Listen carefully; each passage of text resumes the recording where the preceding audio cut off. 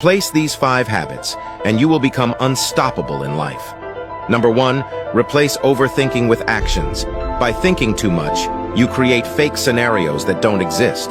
By taking action, you discover things that will take you to another level and make you unstoppable. Number 2, replace complaining with gratitude.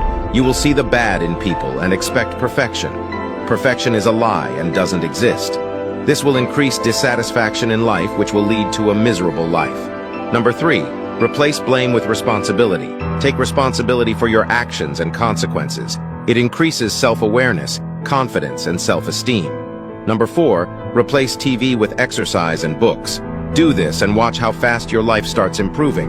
TV can be good to relax, but when it becomes a habit, it's bad.